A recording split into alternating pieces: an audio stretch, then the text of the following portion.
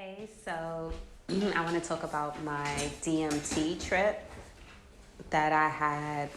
I don't remember exactly what year, but it was October 13th and it was on a Friday, which, was kind of creepy, like when all the portals and stuff and all that's open.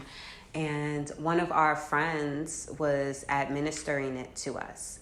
So I had cleaned up the house, I cooked and everything, and I was nervous, like so nervous to take it. I never, I knew about DMT from when I was younger. I ran across some articles about it, but I had been in a different mindset of not wanting to take that type of drug that would cause that type of reaction. So anyway, we set up. My friend sets up the smokes and all of that, shows us how we're supposed to inhale it. It's a vapor, you know? So my friend, he goes first and he takes the first hit and he immediately passes out. And I'm sitting beside him and I'm watching him and he's swallowing, but he's swallowing like as if he's drowning. So he just keeps swallowing and swallowing. And me and my other friend look at each other and we're like, should we stop it? Should we check on him? But I just saw that he looked okay and I just left him. But he didn't really move much. He didn't do much. He was out for like 15 minutes. And then he came back to and he cried a little bit. He looked around and you could tell that the trip was deep.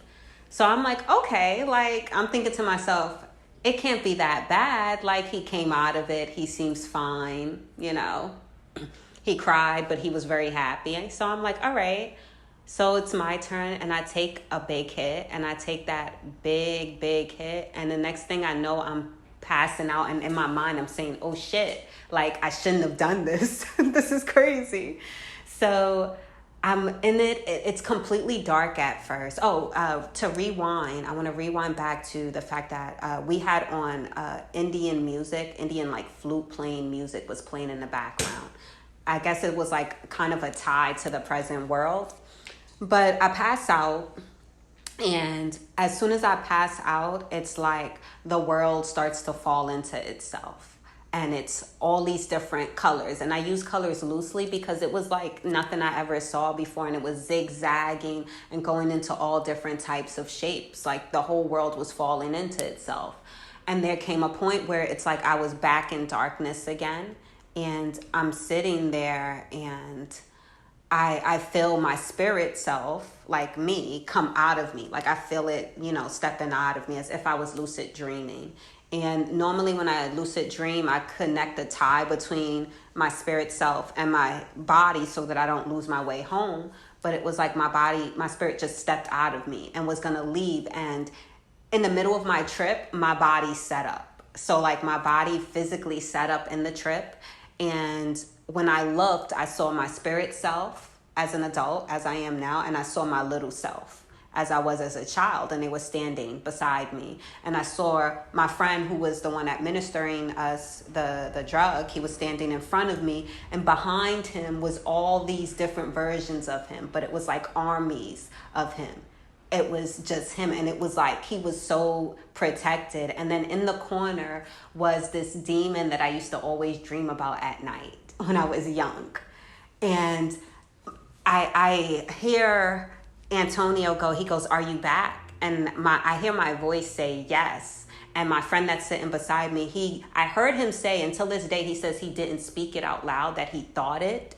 But I heard him say, no, she's not. But I swear he opened his mouth and said it. He said he did not open his mouth, that he just thought, that he was afraid to say anything while I was sitting there.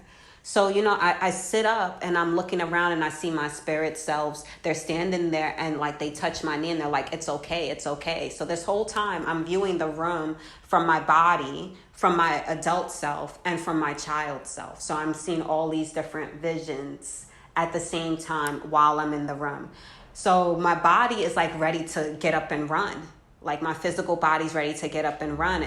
And the demon that's there standing in the corner, he starts to get closer and he's like, it's not over. He's like, lie back down. And he says it really fast and I just fall back. So when I fall back into it, and honestly, I'm not sure the timeline of some of the stuff because it happens so fast. It's so much that you don't know. It was like there's a part where when you decide that you're going to die, like when you accept death, that's when everything starts to unfold and when everything starts to explode. And it was like, I suffered with depression and stuff like that. And in the trip, there was a moment where I'm just there surrounded by everything, like surrounded by all the things that I've done in my life and all the potentials of me, everything. And I just felt everything. I felt all this pain, all this love, all this happiness. And it's like the feeling is so much more intense than what you feel like in, like your physical body now. It was just a little bit intense.